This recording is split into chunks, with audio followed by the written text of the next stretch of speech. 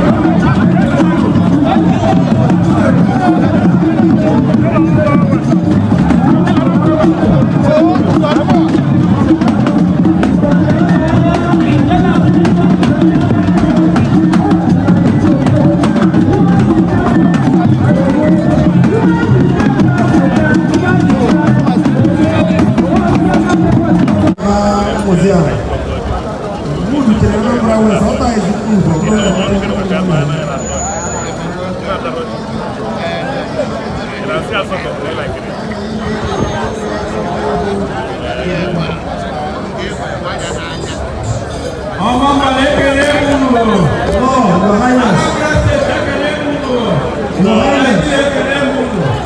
Highness.